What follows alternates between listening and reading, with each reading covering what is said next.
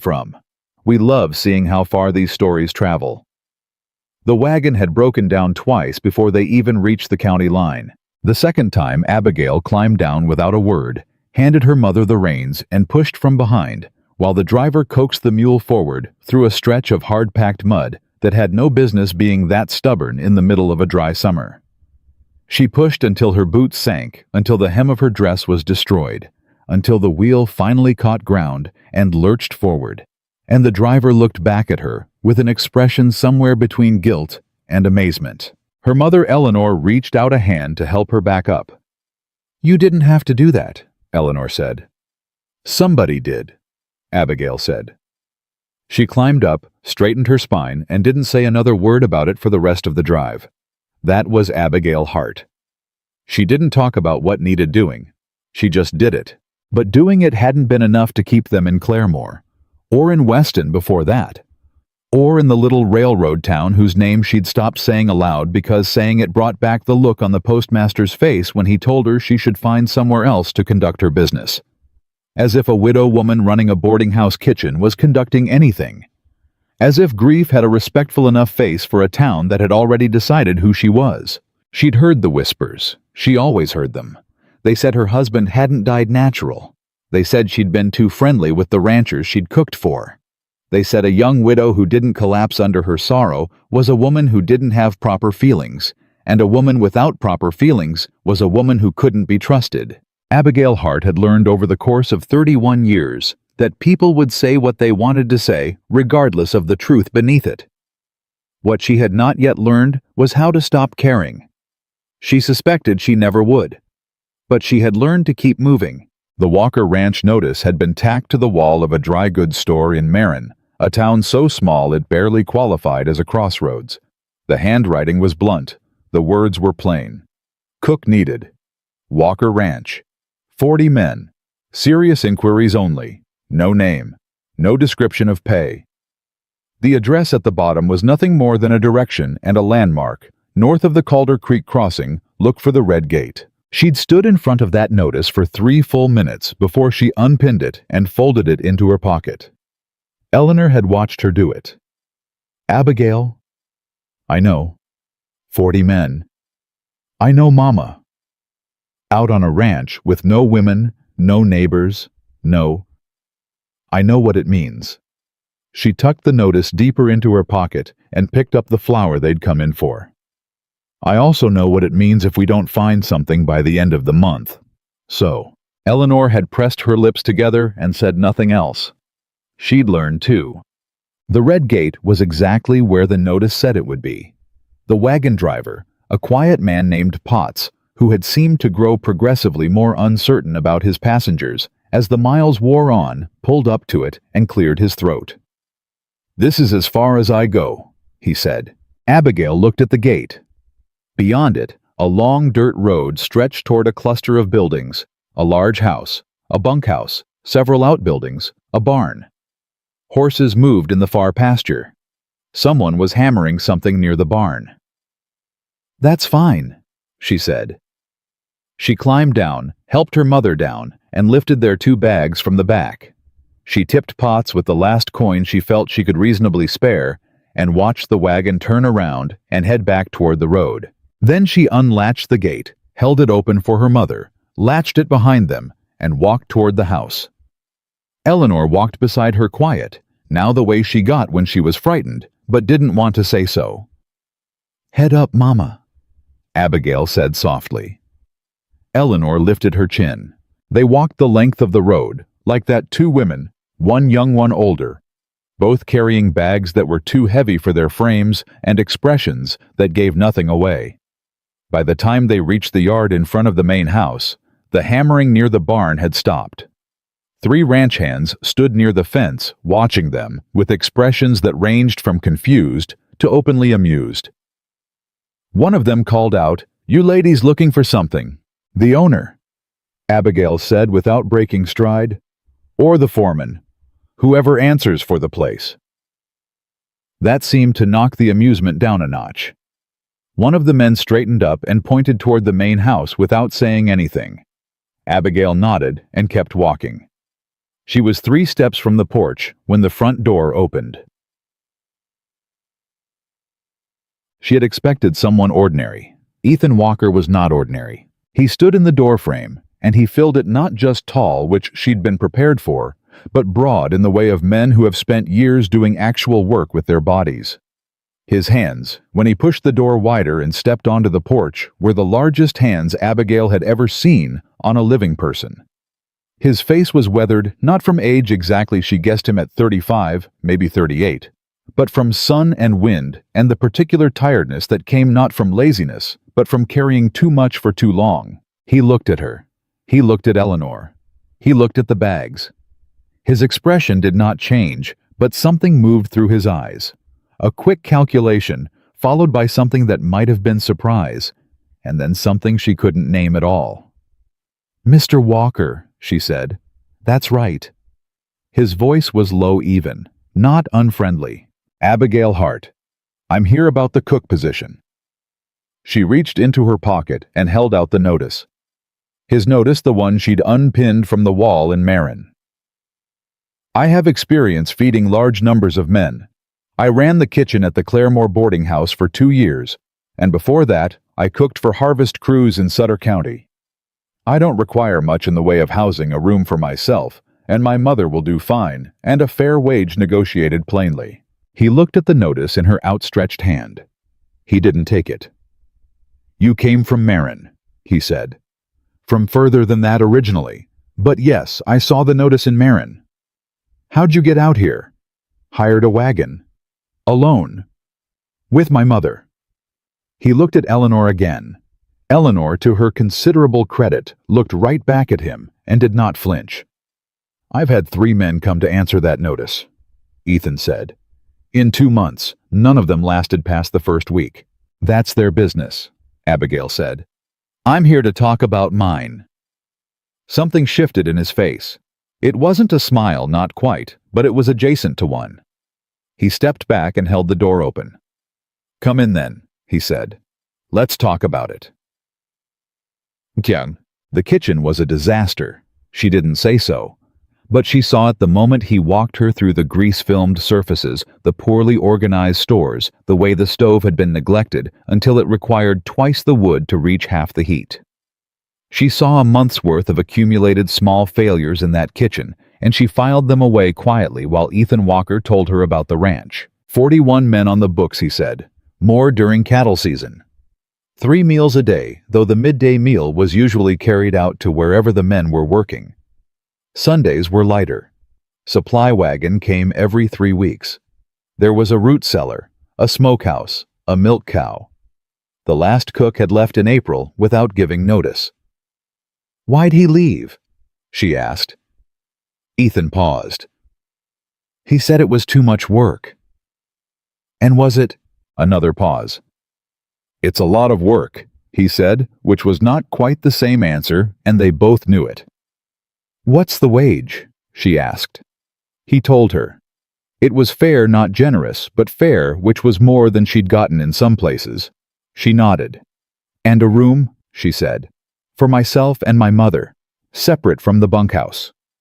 "There's a small room off the back of the kitchen," he said. "It was used for storage.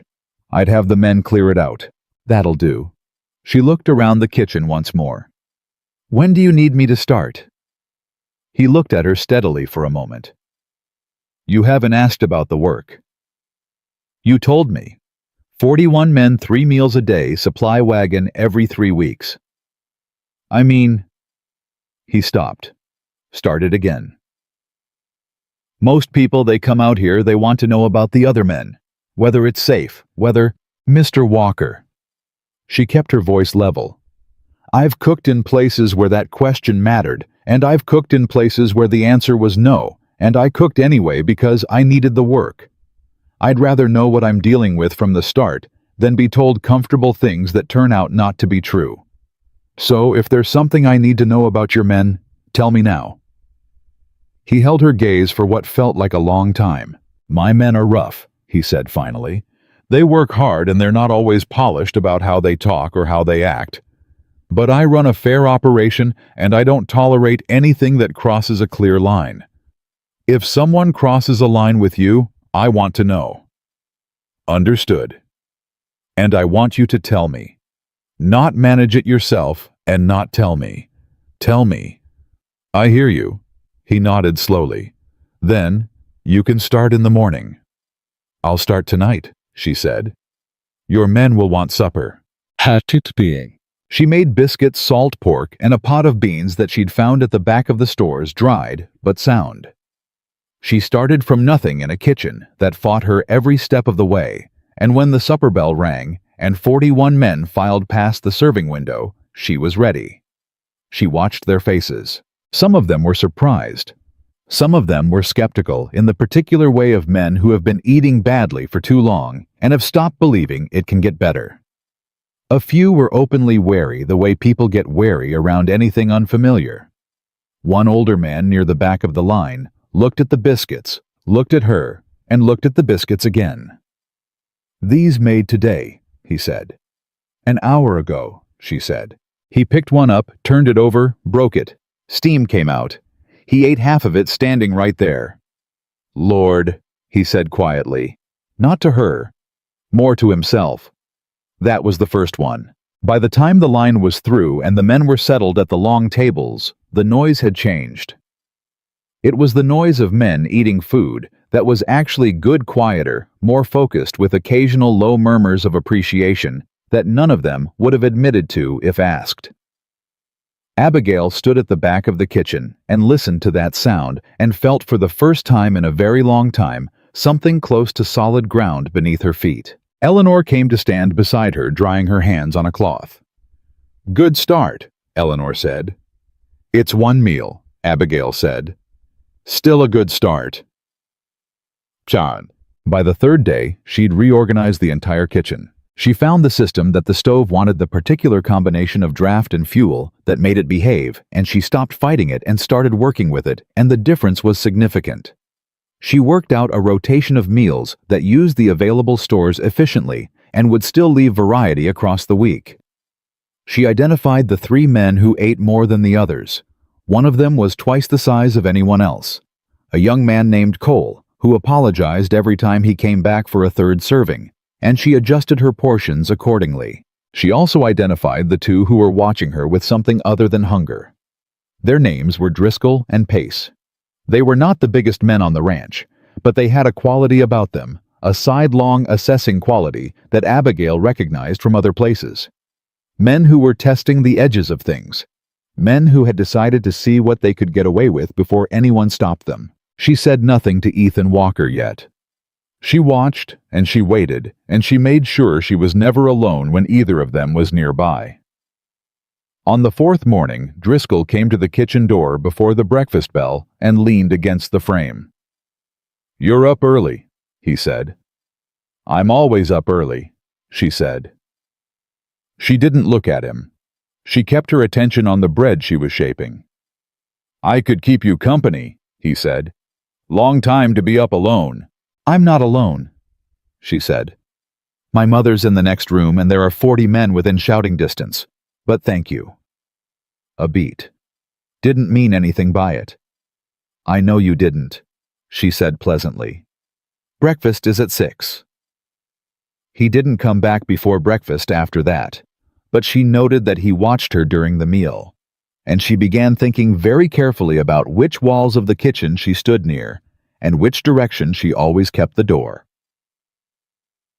It was on the 6th day that Ethan Walker first showed his hand. He came to the kitchen in the late afternoon, which was not his usual time. She was alone. Eleanor had gone to rest. The hands were all out on the range, and he stood in the doorway for a moment as if deciding something. Mrs. Hart, he said. Mr. Walker. She kept working, peeling potatoes. Something wrong. I wanted to ask how you're settling in. She glanced up briefly. I'm settling fine. The men seem... He stopped. I heard the supper last night, the way they talked about it. What did they say? One of them said it was the best meal he'd had in 3 years. He sounded vaguely disbelieving, as if he wasn't entirely sure what to do with that information. Abigail almost smiled. 3 years is a long time to eat badly. It is. He was quiet for a moment. Is there anything you need for the kitchen? Anything missing? She had a list. She'd been keeping it since the first day. She put down the potato and dried her hands and retrieved the folded paper from her apron pocket and held it out.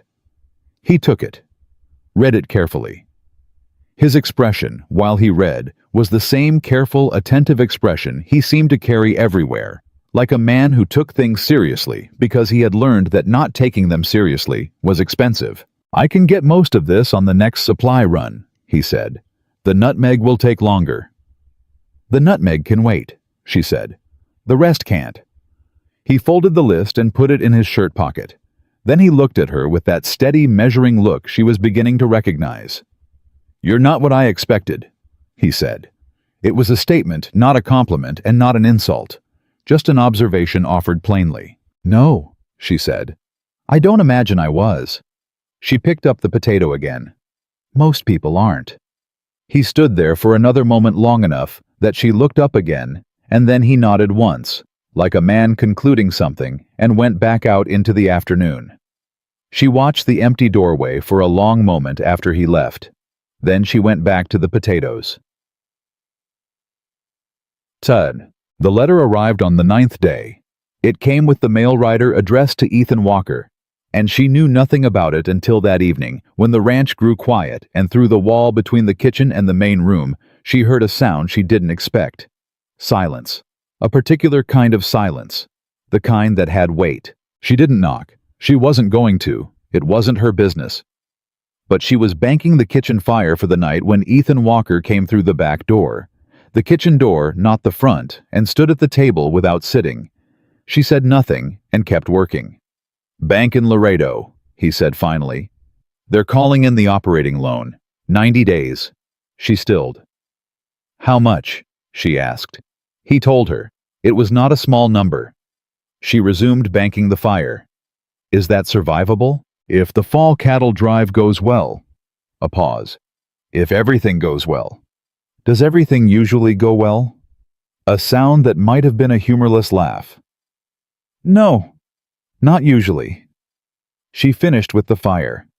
She straightened up and turned to face him, and he looked the way men look when they've been hit somewhere that doesn't show not broken, but unsteady. Like the ground had shifted just slightly under his feet.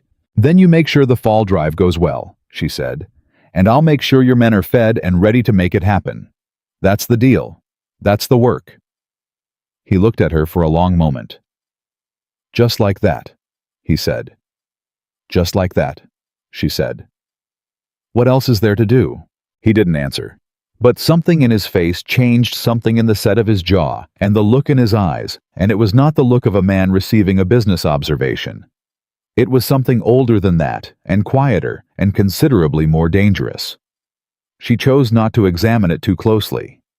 She said goodnight and went to bed and lay in the dark, listening to the Texas night and the distant sound of cattle moving in the pasture. She did not sleep for a very long time, but by morning she was up before anyone else. The fire was lit and the coffee was ready when the first man crossed the yard in the early gray light. Because that was the work, and that was who she was. And for the first time in longer than she could remember, she was somewhere that might just let her be exactly that. The coffee was always ready before dawn. That was the first thing the men learned about Abigail Hart. Not that she was small, or that she was a widow, or that she'd come from somewhere else under circumstances nobody quite knew. The first thing they learned, the thing that settled into them before any opinion had time to form, was that the coffee was always there when they came through the door in the dark, and it was always hot, and it was always strong enough to mean something. Small things build trust faster than grand gestures. Abigail knew that. By the end of the second week, the mood in the kitchen at mealtimes had changed in a way that was hard to name, but impossible to miss.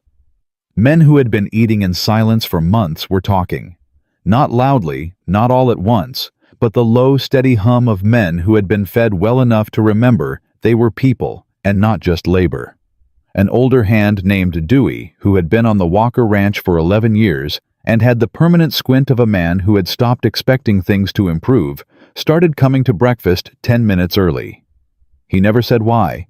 He didn't have to. Abigail fed them well, and she fed them consistently, and she did it with 40 men and a stove that had a mind of its own and a supply situation that required her to think 3 weeks ahead at all times.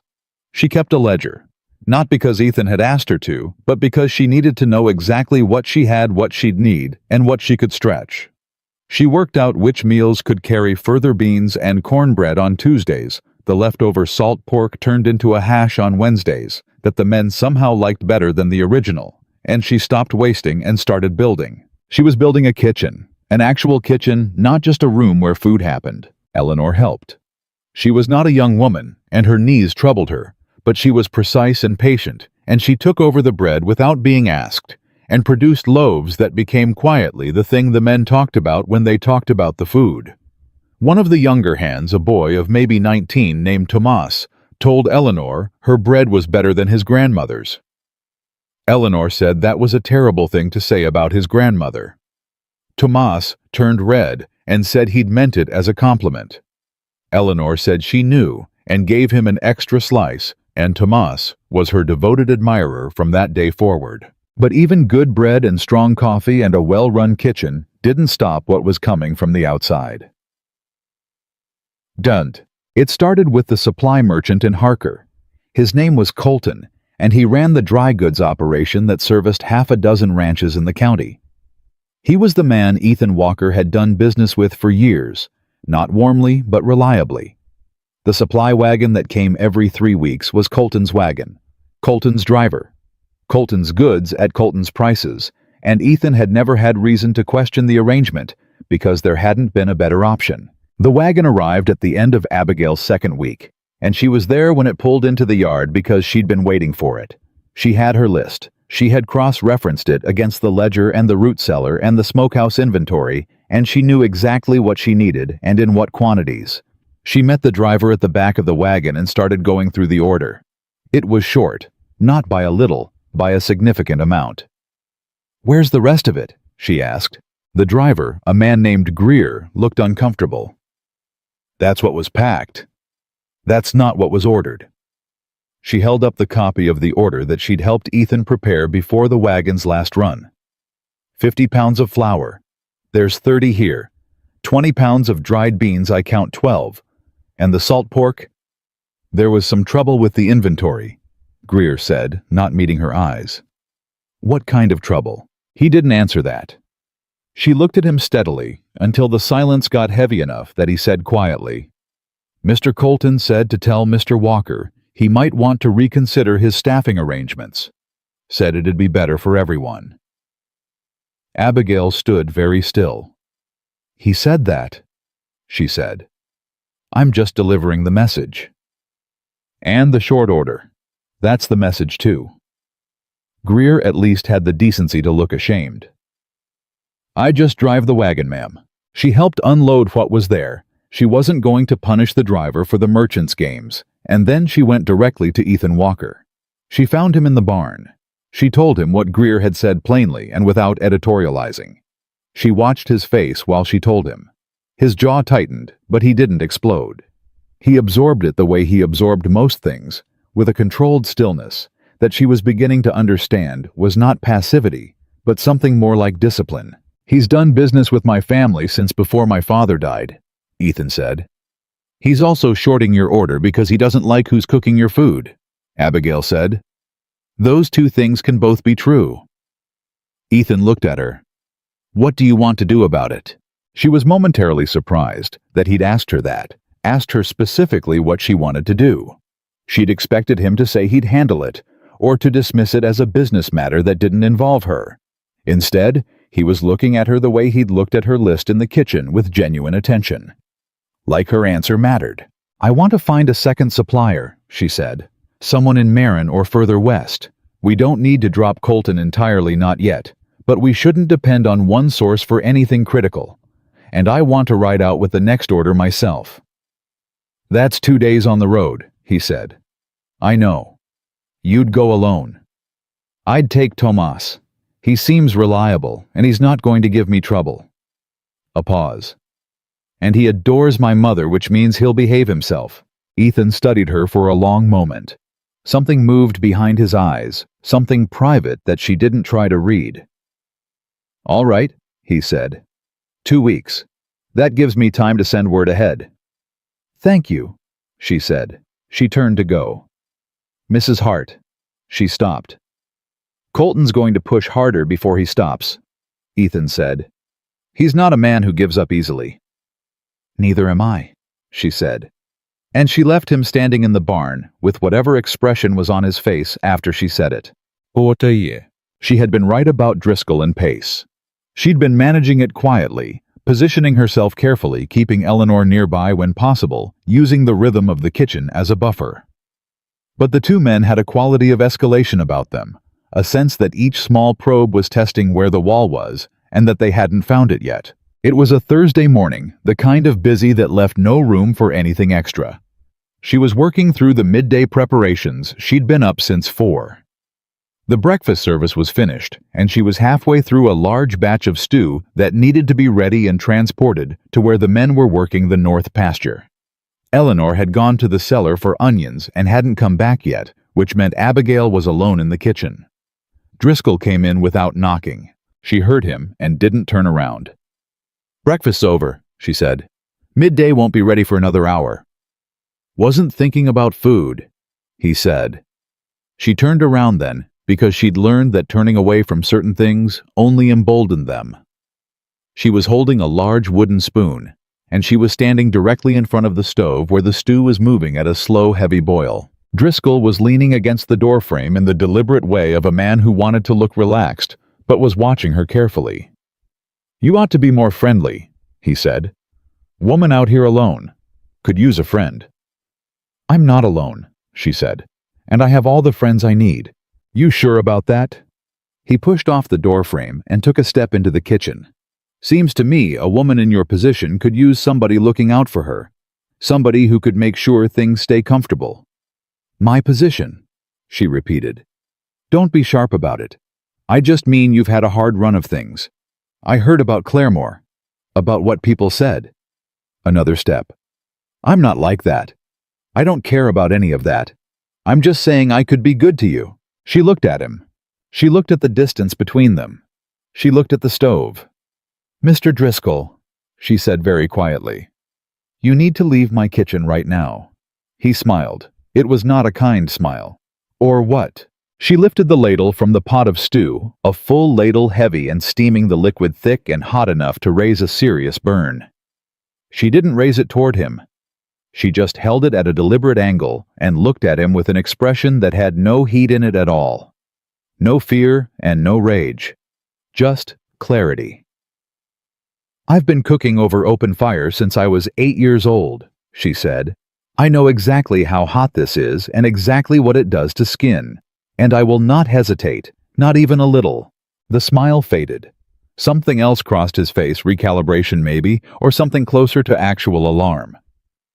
Behind him in the doorway, a voice said, "Is there a problem?" Dewey, old Dewey, who had been coming to breakfast 10 minutes early for 2 weeks, and who had apparently been paying attention to more than the biscuits. Driscoll turned.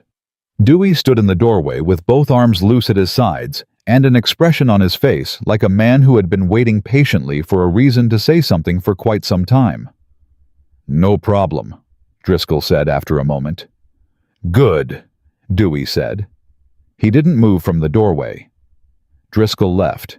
He went around Dewey, not through him, which told Abigail everything she needed to know about the relative weight of that moment. When the door shut, she set the ladle back in the pot and breathed out slowly. Dewey looked at her. "You all right?" "Fine," she said. "Then thank you." He nodded once. "I'll tell Cole to position himself near the kitchen door during meal prep." "You don't have to do that." "I know I don't have to." He shrugged with the economy of a man who did not waste motion. "I'm going to anyway." He left. She stood alone in the kitchen and gave herself exactly 30 seconds. 30 seconds to let her hands shake, to feel the full weight of what might have happened and hadn't, to be a person instead of a professional. Then she straightened her shoulders, picked up the spoon, and went back to the stew. She had 40 men to feed. That didn't stop for anything. She told Ethan that evening. She hadn't planned to tell him right away. She'd told herself she would handle it the way she'd handled things before, the way she'd learned to handle things, in places where she'd had no one in her corner. But she remembered what he'd said in that first conversation. If someone crosses a line, I want to know. And she'd made an implicit agreement, and she intended to honor it. He listened without interrupting. He sat at the kitchen table. He'd developed a habit of coming to the kitchen in the evenings ostensibly for a last cup of coffee, though she suspected it was something else, and he listened with his hands flat on the table and his face giving nothing away until she finished. Then he said, "Where is he now?" "Probably the bunkhouse," she said. "I don't want you to fire him." He looked up sharply. "Not yet," she said. "It'll create more trouble than it solves. The men will talk. Some of them will take his side just because he was here first. I need more time to build ground before we do something that visible." She paused. "But I want him to know that you know. That's enough for now." Ethan looked at her for a long moment. "That's what you want." "That's what I think is smart," she said. "What I want is considerably less reasonable." Something crossed his face that might in better light have looked like the beginning of a smile. "All right," he said. "I'll handle it the way you're asking." "Thank you." He didn't move to get up. He turned his coffee cup in his hands once. "You know," he said, "most people who came out here for this job, any of the 3 men who answered that notice, they'd have been gone by now. Just from the work, never mind the rest of it." "The work is fine," she said. "The rest of it is manageable." "Why?" he asked, not challenging, genuinely asking. "Why stay? You could find another position, somewhere with less all of this." She considered the question honestly, the way it deserved. "Because I'm tired of moving," she said finally. "I've been moving for 2 years. Every time I found somewhere that felt like it might hold something would shift and I'd be moving again. I'm tired of it." She met his eyes. "And because the kitchen is good, the work is good. When something is good, you don't walk away from it because it's also hard." He looked at her for a moment that stretched out longer than conversation usually allowed. "I'm glad you stayed," he said. It was a simple thing, plainly offered. But it landed with a weight that simple things sometimes carry, and she felt it settle somewhere in her chest in a way she didn't examine too closely. "Good night, Mr. Walker," she said. "Good night, Mrs. Hart," he said, and he went. The storm came at the end of her 3rd week. It came fast, the way Texas storms do, no long build-up, no courteous warning. The sky turned a color that meant business, and the wind picked up, and within an hour it was a full-throated rage of rain and lightning that shut down everything on the ranch and sent all 41 men scrambling for cover. Abigail did not scramble. She got the outdoor stores under cover. First, the dried goods that had been staged for the supply trip, the firewood stacked near the kitchen door, the root vegetables that had been airing outside the cellar. She moved fast and she moved smart, directing Tomas and 2 other men who appeared to help before she'd even had to ask. By the time the real weight of the storm hit, the critical supplies were inside and accounted for. But the bunkhouse roof had a weak section that the men had been saying needed fixing since spring. In the storm it gave. Not catastrophically, not a full collapse, but a section of shingles peeled away and the rain came in, and the 8 men in that section of the bunkhouse were suddenly dealing with a flood situation in the middle of the night. Abigail opened the kitchen. She didn't go to Ethan first, and she didn't consult anyone. She pulled open the kitchen door, told the soaked men to get inside, got the fire going high enough to push heat into the room, and started making something hot and simple. Coffee soup from what she had ready enough to fill 8 cold men who were running on no sleep and a fair amount of shock. By the time Ethan made it through the storm to the kitchen, all 8 men were inside warming up with food in front of them. He stood in the doorway and looked at it, at all of it. "I was coming to ask if we could use the kitchen for the overflow," he said. "They're already here," she said. He looked at her. The rain was still pounding the roof. Lightning moved through the cracks of the shutters in long white flashes. "Are you always 2 steps ahead?" he said. "3, she said. "Coffee." He laughed. It was a real laugh, short and surprised, like it had gotten out before he decided whether to let it, and the sound of it did something unexpected to the room. The 8 men at the table looked up. They'd never heard Ethan Walker laugh either. She handed him the coffee and didn't let herself think about what any of it meant. 2 days after the storm, she made the supply run to Marin. She went with Tomas, who was good company on a road and who did not talk more than was useful.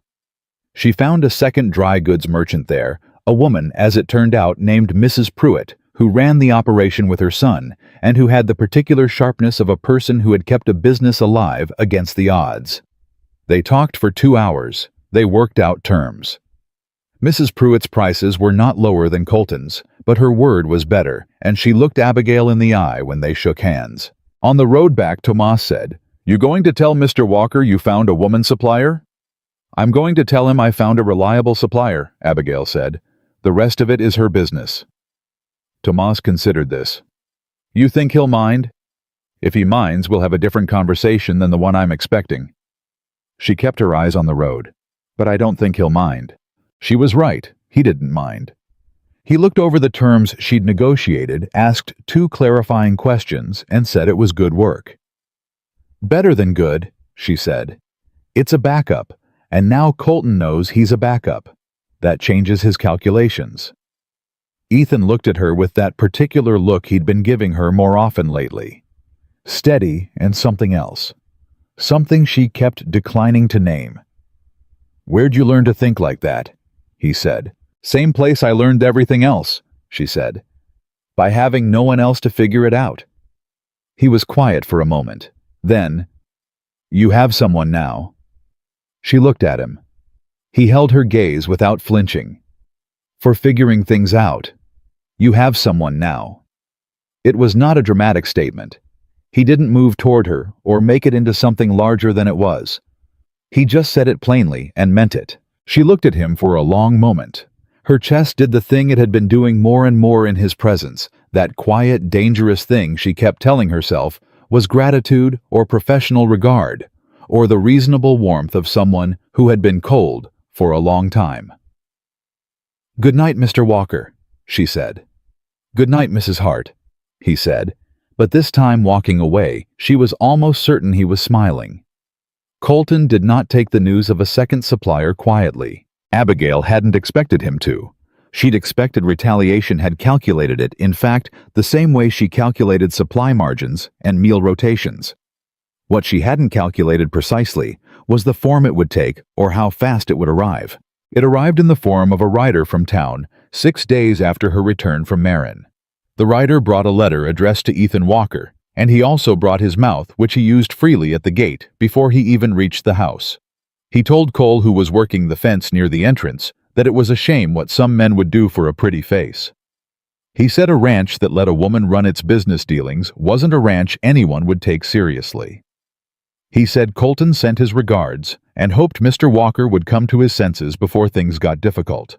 Cole listened to all of this without expression and then said very quietly that the rider should deliver his letter and leave before Cole helped him leave.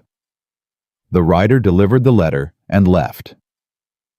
Cole came to the kitchen and told Abigail what the man had said, word for word, with the careful precision of someone who understood that she needed the accurate version, not the softened one. She listened. She thanked him. She went and found Ethan. He'd already read the letter. He was standing at the window when she came in, and he turned and held it out to her without preamble. She read it. It was not a short letter. Colton had put considerable energy into it, framed as concern for the ranch's reputation, framed as the advice of a longtime associate who had the operation's best interests at heart. But stripped of the framing, it was simple: remove the woman or face consequences that Colton had the connections to deliver. "He's going to talk to the bank," she said. "He already has people at the bank," Ethan said. "I know." She set the letter on the desk. "Then we need to move faster than he does." She looked at him. "What does the bank need to see?" "A productive operation. Numbers. Evidence that the fall drive is viable. Then we give them that." She straightened. I've been keeping a ledger since I arrived. Food costs are down 14% from what I found when I went through the old records. The men are healthier. Dewey told me 2 of them had been sick all spring, and they're not sick anymore. The storm damage to the bunkhouse got repaired in 2 days because the men had the energy to work fast. She paused. Those are numbers. Let me write them up. He looked at her the way he had on the supply run night, that steady, slightly stunned look. Like a man who kept being surprised by the same person and hadn't yet adjusted his expectations. You've been tracking all of that, he said. I track everything, she said. It's the only way I know how to stay anywhere. A beat. Something moved through his face. All right, he said.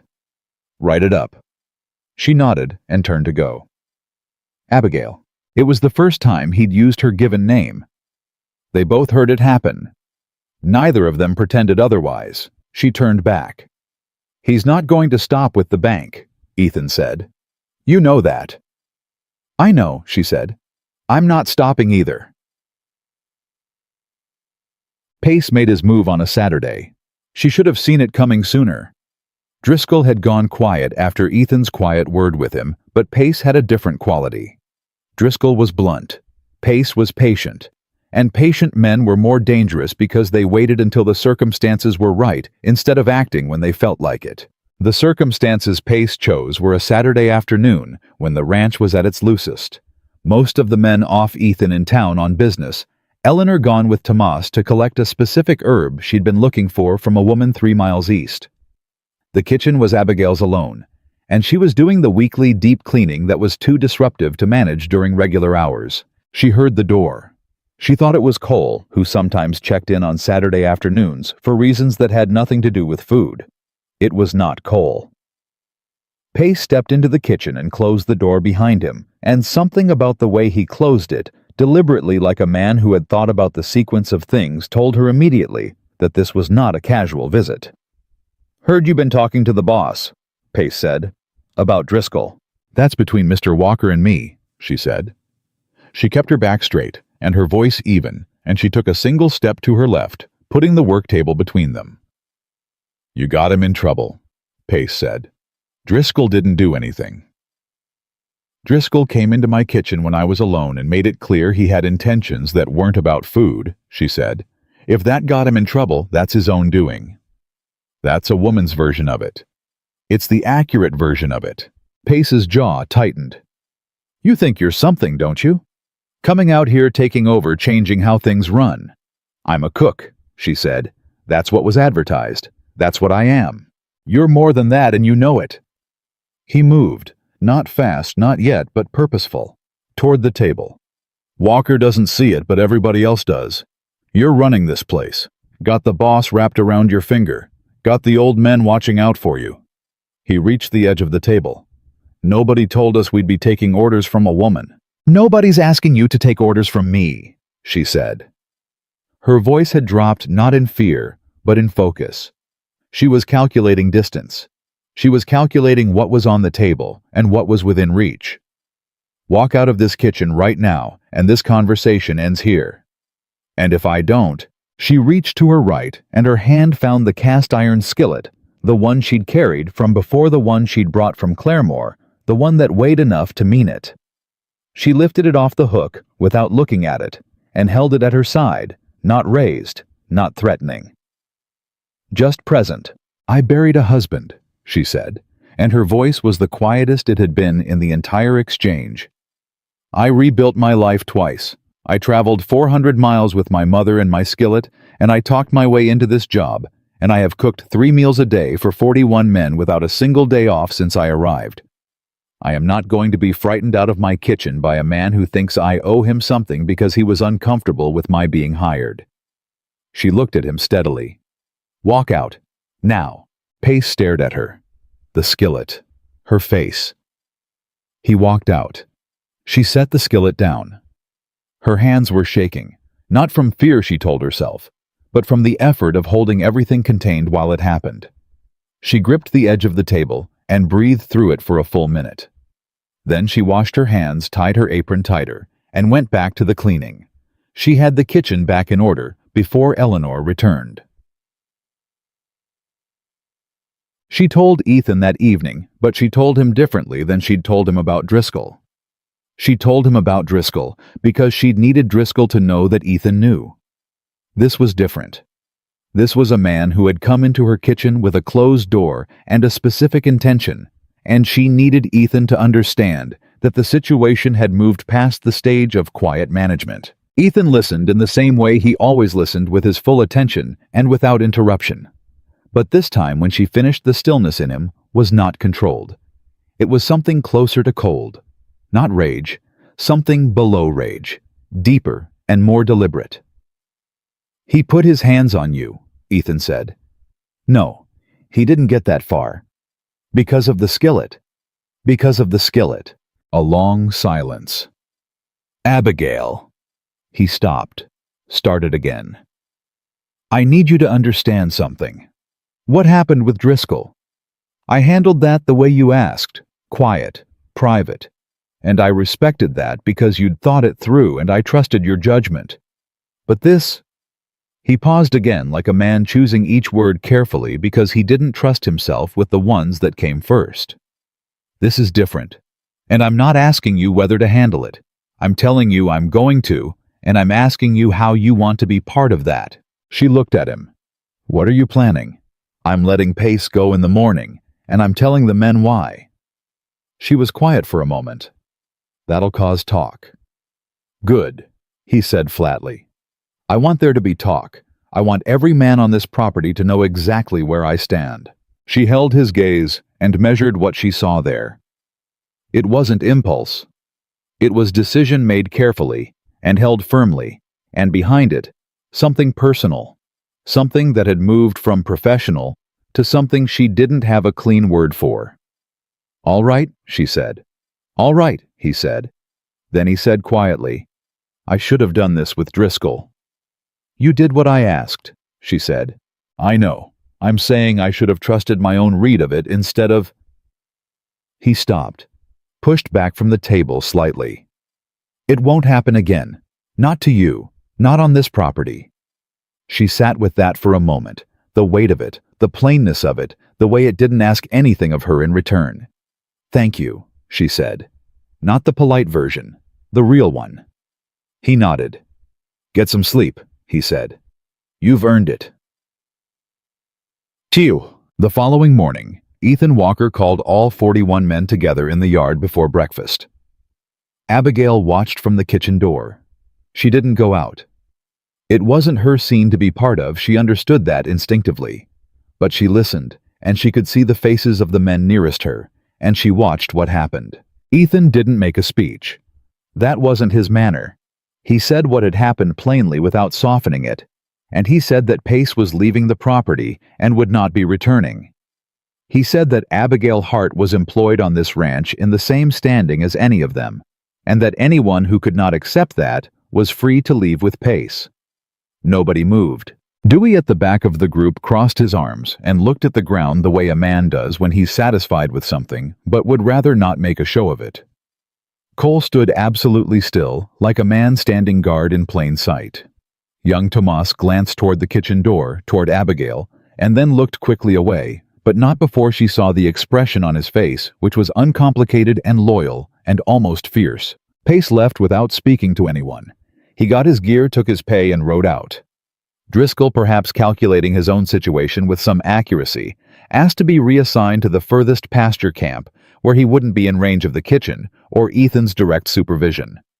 Ethan granted it, and nobody mentioned Driscoll again for the rest of the month. The men came to breakfast in the regular order. Abigail served them as she always did. Nobody said anything directly. But Dewey, going through the line, set his tin cup down on the serving counter and looked at her for a moment. "Good biscuits today," he said. "Same as every day," she said. "Yeah," he said. "That's what I mean." He picked up his cup and went to his seat. She turned back to the stove and pressed her lips together hard against what she was feeling, which was not sadness, but something adjacent to gratitude that was almost too large to manage quietly. The banker arrived 12 days later. His name was Aldrich. He came from the Laredo branch, which meant Colton had made good on his threat faster than Abigail had expected. She'd given it a month, maybe 6 weeks. 12 days was aggressive, which told her Colton had more investment in this outcome than she'd initially credited. Aldrich was a small, neat man with the particular confidence of someone who handled other people's crises for a living. He arrived at midday deliberately, she suspected, to catch Ethan in the middle of the workday and off balance. Ethan was not off balance. He'd gotten word the day before from a contact in town, and when Aldrich's buggy came through the gate, Ethan was standing at the main house porch, waiting for him clean and unhurried, which in itself was a statement. Abigail found out the banker was there when Cole came to the kitchen and said quietly that Mr. Walker was asking if she could serve coffee and whatever she had ready in the main house sitting room. She brought coffee and a plate of the apple cake she'd been testing for the Sunday meal. She set it on the table without meeting Aldrich's eyes, prepared to leave, but Ethan said, "Mrs. Hart, could you stay a moment?" She stayed. Aldrich looked at her with the practiced neutrality of a man who had formed an opinion and was disciplining himself not to show it. "This is Abigail Hart," Ethan said. "She manages the ranch's domestic operations. She's also been keeping the supply ledgers and the cost records." "Is that so?" Aldrich said. "It is," Abigail said, meeting his eyes directly. "Mr. Walker, the bank's concern is the stability of the operation." Aldrich turned back to Ethan smoothly, excluding her as cleanly as turning a page. "We've heard some questions raised in the county about the current arrangements here. It's created a perception of, the operation is up 14% on food costs alone," Abigail said. Aldrich paused and looked at her. "Since my arrival 8 weeks ago," she said. "I have the ledgers if you'd like to see them. Feed waste is down. Sick days among the ranch hands have dropped from an average of 3 per week to less than 1. The supply chain now has 2 vendors instead of 1, which reduces the operational risk that a single point failure creates." She folded her hands in her lap and kept her voice entirely even. "The fall cattle drive is projecting a viable margin, and the men who will run it are better fed and better rested than they've been in some time. Those are the numbers that should concern a bank, not the conversation in town about who's cooking the meals."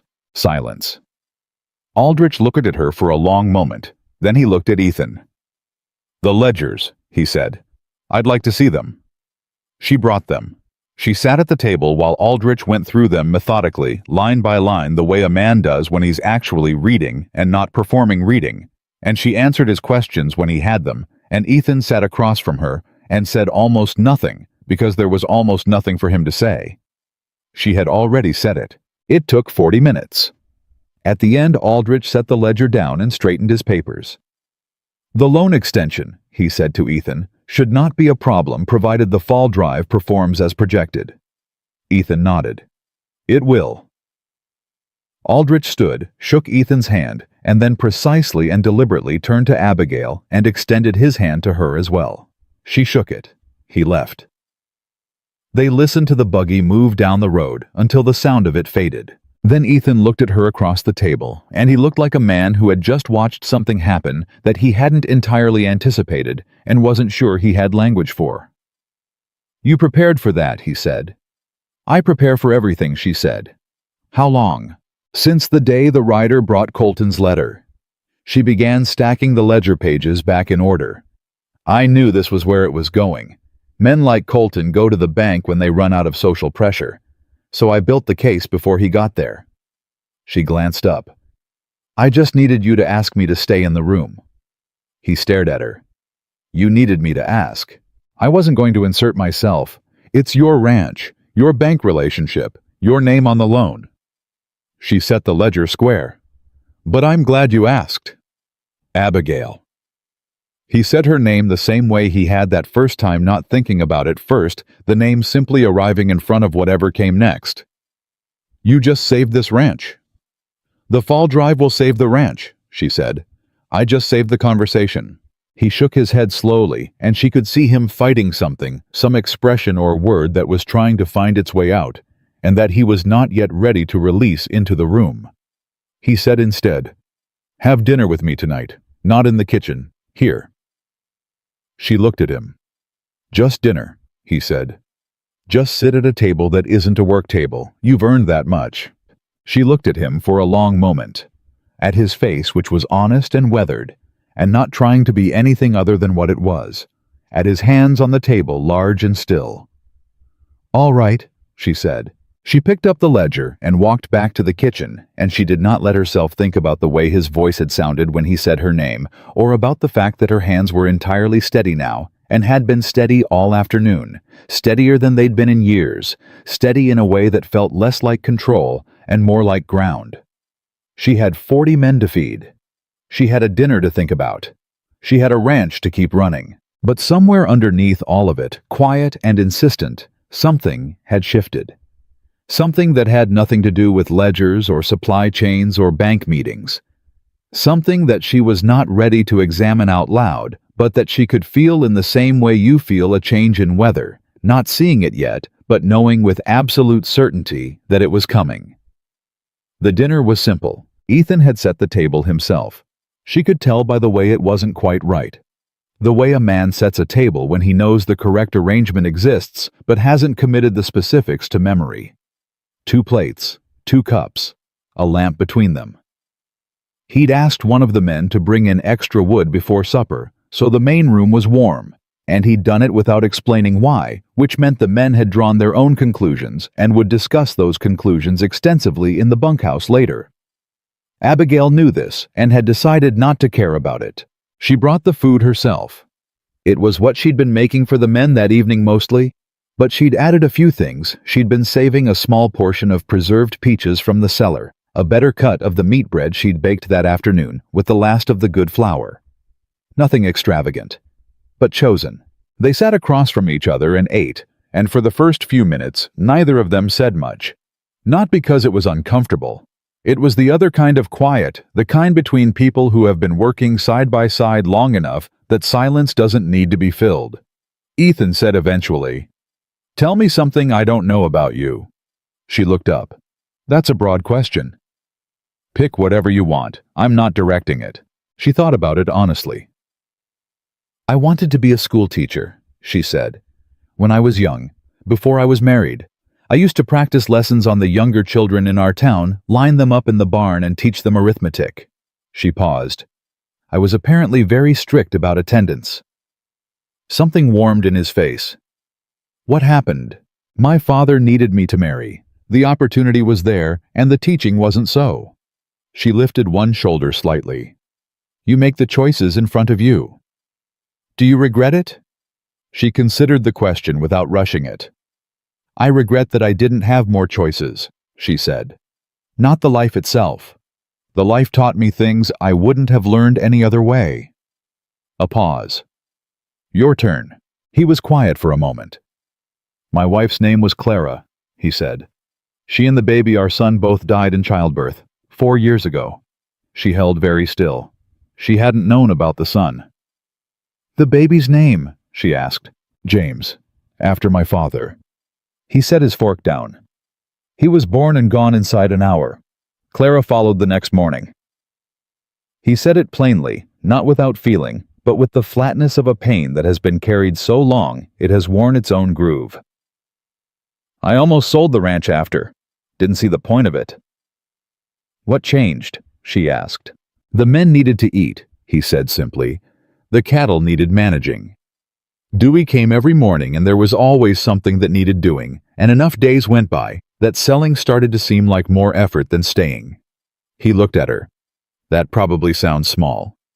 "It doesn't," she said. "That's how most people survive, not through some great decision, just through the next morning."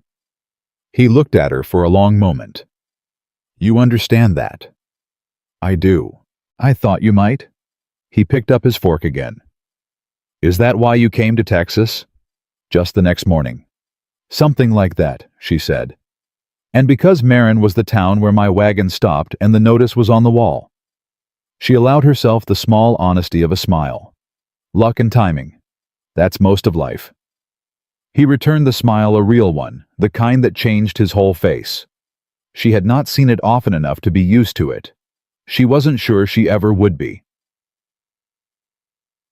The fall cattle drive preparations began the first week of October, and with them came a different energy on the ranch, tighter, faster, with the particular tension of men who knew that the next few weeks would determine whether the work of the whole year amounted to anything.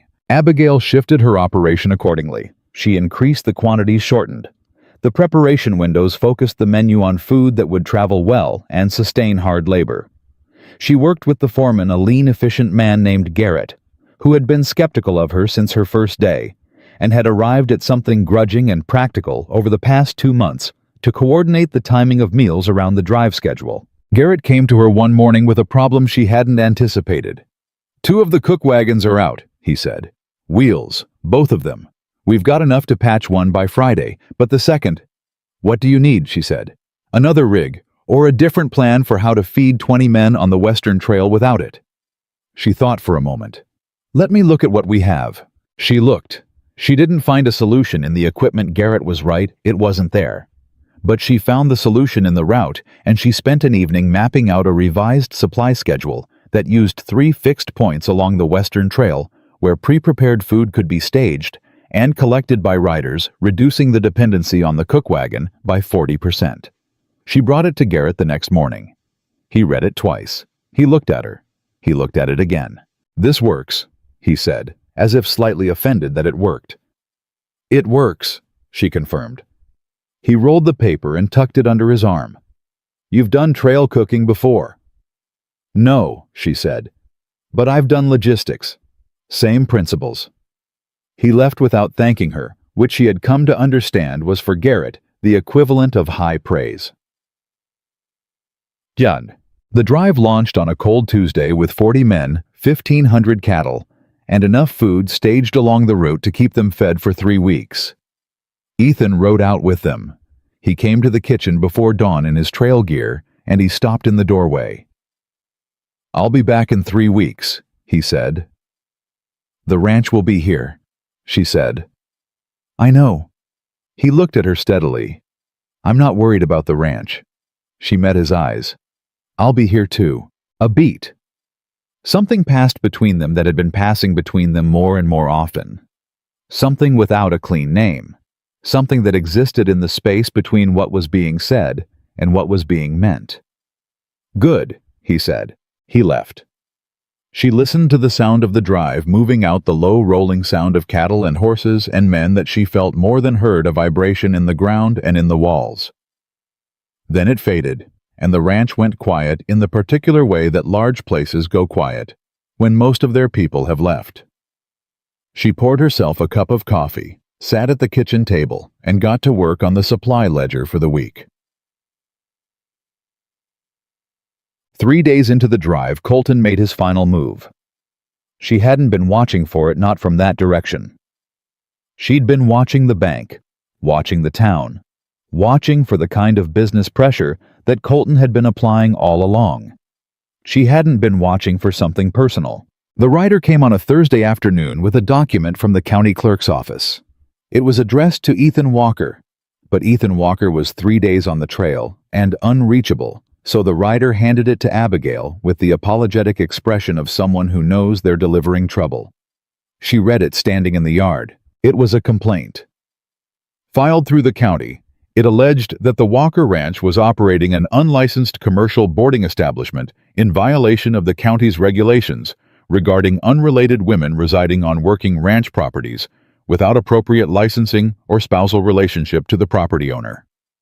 The language was bureaucratic and careful, but the intent was simple.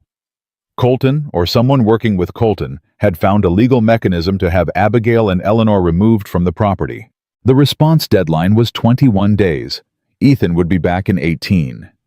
She read it twice. She folded it carefully and put it in her apron pocket. Then she went back inside and finished making supper for the men who remained on the property, and she did not tell Eleanor about it that evening, because Eleanor was having a good day and Abigail was not going to take that from her. She sat with it alone through the night. She thought about Claremore, about Weston, about every town that had found its mechanism, social, professional, legal, for moving her along. She thought about how tired she was of being moved. And then she stopped thinking about what had been done to her and started thinking about what she could do. By morning, she had a plan. She needed 3 things: a legal opinion, a witness to the property's actual operation, and time. She had 18 days before Ethan returned, which was enough for 2 of the 3. The legal opinion she could get in Marin. The witness she already had, she had 40 ledger pages, and a supply merchant who'd shaken her hand, and a banker who'd reviewed her records, and an entire crew of men who could speak to the nature of the operation. She wrote to the Marin attorney herself. She laid out the complaint plainly and asked for an assessment of the legal ground. She sent it with Tomas, who rode fast and returned in 2 days, with a letter that said what she'd half expected the county regulations cited in the complaint had been written 40 years ago and had been applied in practice only twice in its history, both times in circumstances that had nothing to do with ranch employment. The attorney's opinion was that the complaint would likely fail on its merits, but that Ethan Walker's direct testimony about the nature of the employment relationship would significantly strengthen the position. Good. That was the legal layer. The second layer came from somewhere she hadn't predicted. Mrs. Pruitt arrived at the ranch on a Saturday with a wagon, not alone. She came with 4 other women wives and mothers from 3 different homestead properties in the surrounding county. Women Abigail had never met, but who had apparently heard enough through the network of information that moved between households and supply routes and church meetings. They brought goods, jarred preserves, a bolt of decent cloth, 2 pounds of good coffee, a set of knives in better condition than anything currently in the Walker kitchen. Abigail stood in the yard and stared at them. Mrs. Pruitt climbed down from the wagon and said, "We heard about Colton's complaint." "News travels fast," Abigail said. "It does when people are paying attention." Mrs. Pruitt looked at her directly. "We've been paying attention since you came out here. A woman running a kitchen for 40 men managing supply lines, keeping a ranch operational, we noticed." She handed Abigail a folded paper. 12 signatures. Women who are willing to testify to the county that the Walker Ranch's employment of you is a straightforward working arrangement, and that the county complaint is without merit. Abigail looked at the paper, at the 12 names written on it in different hands, some precise, some unpracticed, all deliberate. She looked up. Her throat did something complicated. "You don't know me," she said. "We know what you've done," Mrs. Pruitt said simply. "And we know what Colton is. He's been leaning on operations in this county for 20 years, and he leans hardest on the ones he thinks can't push back." She raised an eyebrow. "Can you push back?" "Yes," Abigail said. "Then let's go inside," Mrs. Pruitt said. "I brought coffee worth drinking, and we've got things to talk about." The women stayed through the afternoon. They talked practically specifically about the county, about Colton, about the legal mechanisms available, and the social ones. They knew things Abigail didn't know, and she had perspectives they hadn't considered, and by the time they left, there was something between them that hadn't existed in the morning. Not friendship, yet something more functional, more immediate. Alliance. Mutual recognition. Eleanor, who had been introduced and who had sat quietly through most of the afternoon listening with sharp attention, said after the women left, "You didn't expect that?" "No," Abigail said. "Does it change things?" Abigail thought about it. "It changes the geometry of things," she said. "I've been used to standing in one spot and holding ground. This is different. There are more of us." Eleanor was quiet for a moment. "Is that what it feels like?" "What?" "Not being alone in it." Abigail looked at her mother. Eleanor was watching her with an expression that was not sentiment, but something older and more careful. The look of a woman who had watched her daughter carry things alone for a very long time. "Yes," Abigail said. "That's exactly what it feels like." Ethan came back on a Thursday, 2 days ahead of schedule. The drive had gone well better than projected. He came through the gate with the advance riders, trail dusty and tired, in the way of a man who has done hard work and done it successfully, and he came straight to the main house and straight to the kitchen. He stopped in the doorway. "Something happened," he said, not a question. "Several things," she said. "Sit down." She told him about the complaint first. She watched his face move through several things: surprise, then a hard cold anger, and she kept talking, so he didn't have time to act on the anger before he had the full picture. She told him about the attorney's letter, about Mrs. Pruitt and the 12 signatures, about the plan she'd already constructed and the 18 days she'd spent building it. He sat very still through all of it. When she finished, he said, "You handled all of this while I was on the trail." "You were on the trail," she said. "Someone had to." "Abigail." He stopped. His jaw worked for a moment. "This man came after you legally, on my property, while I was gone. And you—" He stopped again. "I handled it," she said. "That's what I do. I know it is." His voice had something in it she hadn't heard before, not gratitude exactly, but something adjacent, something that cost him. "That's not the point." "What is the point?" He looked at her directly. "The point is that you shouldn't have had to face that alone. Not because you can't. Obviously you can.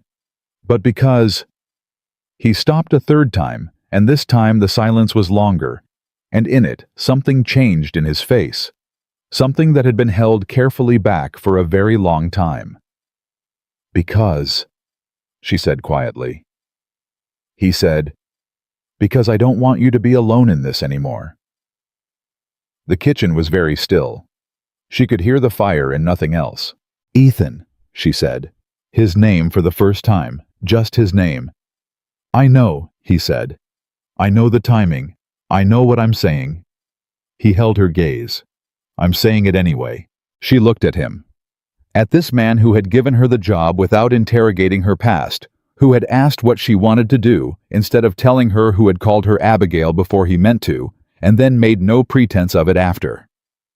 Who had set a table imperfectly and asked her to sit at it. Who had ridden out on a cattle drive worrying not about the ranch, but about her. "The complaint response," she said. "We should file it together, your name and mine on the same document." Something shifted in his face. He understood what she was saying, what she was offering, and what she was asking in return.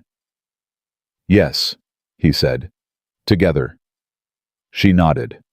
She turned back to the stove because she needed a moment to be the person who had everything contained, and the stove was where she always went when she needed that. "Supper's in an hour," she said. "You should wash up." "Abigail." She turned. "Thank you," he said. "For the ranch, for the ledgers, for the women from the county." He paused. "For staying." She looked at him. "Where else would I go?" she said, and this time it was not a question. She turned back to the stove. He stayed in the doorway for a moment longer than was necessary. Then he went to wash up, and she stood at the fire, and outside the Walker Ranch exhaled into the cooling evening cattle-settling horses quiet. 40 men returning to the rhythms of a place that had begun almost without anyone deciding it to feel like something worth fighting for. The county complaint was dismissed on a Tuesday morning in November, 6 weeks after it had been filed. The letter from the clerk's office was brief and official and said very little beyond the legal conclusion, but the attorney in Marin, the same one Abigail had written to in the first urgent days after Ethan left for the drive, sent a separate note that was considerably more direct. He wrote that the 12 signatures from the surrounding women had been decisive. He wrote that Colton's name had come up during the review process in ways that had not been favorable to Colton. He wrote that he suspected this would be the last legal maneuver from that direction. Abigail read both letters at the kitchen table, then folded them and set them beside the ledger. Ethan was standing across the table watching her. "Well," he said. "Dismissed," she said. He let out a breath, slow, controlled the breath of a man who has been holding something for 6 weeks and is only now setting it down. "Colton, the attorney thinks he's finished, at least with us." She looked up. The women's signatures, 12 names from established households in this county. That's not something a merchant recovers from easily. "Mrs. Pruitt," Ethan said. "Mrs. Pruitt." Abigail agreed. He was quiet for a moment. Then, "I owe those women." "They didn't do it for payment," she said. "But yes, we should acknowledge it properly." What do you have in mind?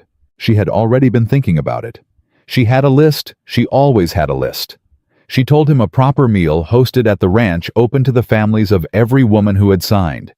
Not charity, not a spectacle, just a table set wide and food made with care and an acknowledgement that what had happened was real and that it mattered. He listened. He nodded. When? 2 weeks, she said. After the supply run. I want to do it right. All right? He looked at her across the table. The morning light was coming through the kitchen window, and she was aware of him looking at her in it, not the way a man looks at an employee or even at a friend. The way a man looks at someone who has become the fixed point he orients everything else around, whether he intended that to happen or not. What? She said. Nothing, he said. I'm just glad it's over. The complaint is over, she said. The rest of it isn't. He tilted his head slightly. What's the rest of it? She picked up the ledger. Winter provisions, the bunkhouse roof section that still needs proper work before the cold sets in. And Tomas asked me if there might be reading lessons available since he never learned properly, and I told him I'd think about it. She glanced up. I'm thinking about it. Something crossed his face. Something she was beginning to recognize as the specific expression he wore when she said something that reached past his defenses before he had time to position them. He recovered quickly, but not before she saw it. Teaching again, he said. Just one student, she said. For now. The gathering happened on a Sunday 2 weeks later, and it was larger than she'd planned. She had invited 12 families. 19 came. Word had moved through the county the way it always moved, faster than letters, more accurately than rumor, and by the Sunday morning when wagons began arriving through the red gate, Abigail was adding to every pot she had, and Eleanor was slicing bread with the focused intensity of a woman who has decided that whatever happens, no one will leave hungry. Ethan stood at the gate and greeted each family. She watched him do it through the kitchen window, watched him shake hands and speak directly and listen with his full attention to people who had driven hours to be there. He was not a natural host. He was too quiet for that, too inclined toward substance over form. But he was genuine, and genuine meant something to people who had seen enough of the other kind. Dewey and Cole organized the yard tables, brought out benches, arranged space made for the children who arrived, and immediately required a separate management strategy. Tomas, who had clearly been given some instruction, stationed himself near the gate with a level of formal helpfulness that suggested he'd been practicing. Mrs. Pruitt arrived last with her son, and a jar of something she pressed into Abigail's hands the moment she stepped into the kitchen. Honey, she said. From our bees, for the biscuits. Abigail looked at the jar, then at Mrs. Pruitt. Thank you, she said, for all of it. Not just the honey. Mrs. Pruitt waved a hand in the way of a woman who doesn't permit sentimentality before noon. You'd have done the same. I hope I would have. You would. Mrs. Pruitt looked at her steadily. I watched how you handled that business with Colton. Most people faced with that kind of pressure, they contract. They make themselves smaller, try to be less of a target. She paused. You got larger. You went out and built something instead of defending against it. Abigail didn't know what to say to that. She set the honey on the table and went back to the biscuits. The meal lasted 3 hours. Children ran between the adults' legs. Men who had not spoken to each other in years found themselves at the same bench eating the same food, and not having any particular reason to maintain whatever distance had existed before. The women clustered and dispersed and clustered again in the pattern of women who have information to exchange and are making efficient use of the opportunity. Ethan found Abigail in the kitchen between the main meal and the dessert, where she was refilling the coffee pot and listening to the noise in the yard with the expression of a person hearing something they had not expected to hear. You all right? He said. I'm listening, she said. To what? She turned and looked at him. To what it sounds like, she said, when there are enough people. A pause. This place has been quiet for too long. He stood in the doorway and listened too. The sound of 24 people in an open yard, the particular combination of voices and laughter, and the high-pitched frequency of children. It was ordinary, And it was not ordinary at all. Not here, not on a property that had been running on the energy of grief and necessity for 4 years. "It has," he said quietly. She poured the coffee. "Ethan?" "Yes." "I want to stay," she said. "Not I'm planning to stay. Not I intend to stay. I want to stay." The want deliberate and unambiguous. He was very still. "Not as the cook," she said. Or, "not only as the cook." She kept her hands on the coffee pot and her eyes on what she was doing because saying it to his face was more than she was ready for yet. "I want to be here the way that means something. The way that's not temporary." She set the pot down. "I'm not asking you to make a decision right now. I just needed you to know that's where I am." The silence lasted long enough that she finally looked up. He was looking at her the way a man looks at the thing he's been afraid to want, because wanting it too directly felt like asking for another loss. She knew that look. She'd worn it herself. "I'm not making a decision," he said. "I made the decision a long time ago." He paused. "I've been waiting to know where you were." "Now you know," she said. "Now I know," he said. She picked up the coffee pot and went back out to the yard because 19 families needed coffee, and the moment was real without needing to be extended, and some things were best allowed to settle into the ground quietly before anyone spoke about them again. He proposed on a Wednesday, not dramatically, not with ceremony. He came to the kitchen after supper when the men had cleared out, and Eleanor had gone to bed, and he sat at the table and said, "I'd like to marry you if you're willing." She set down the cloth she was folding. "If I'm willing." "That's the question." She looked at him, at the steadiness of him, at the man who had asked her what she wanted to do about Colton, who had asked her to stay in the room with the banker, who had set a table wrong and invited her to it anyway, who had said he didn't want her to be alone in it anymore, and had meant it every day since. "Yes," she said. "I'm willing." He let out a breath. She realized he'd been holding it. "Good," he said. His voice was not quite steady, and that unsteadiness, that small human crack in the composure, was somehow the most honest and most moving thing she'd seen from him yet. "Good," she agreed. They sat at the table for a while after that, drinking coffee and not saying much, and it was the best conversation she'd had in years. They married on a Saturday in early December, just before the hard cold came in. No ceremony in town, no crowd.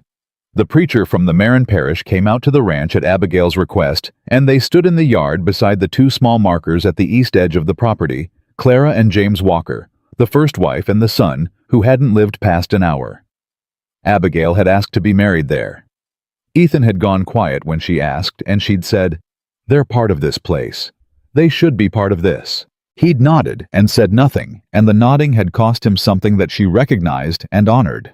The witnesses were Dewey Eleanor Cole Thomas and Mrs. Pruitt, who had driven out in the cold specifically, and was wearing her best coat and an expression of complete satisfaction.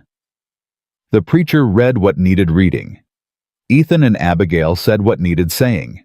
It was short, and it was real, and when it was done and the preacher closed his book, Dewey cleared his throat and looked at the sky, and Cole put a hand on Tomas's shoulder, because Tomas had apparently not anticipated having feelings about it and was managing them with mixed success.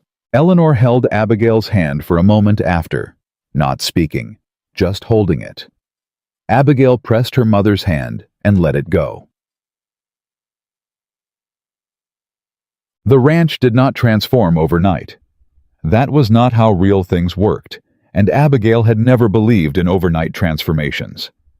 What happened instead was the steady accumulation of days, each one building on the last, each one adding something small and permanent to the structure. Winter passed. The men worked. The kitchen ran.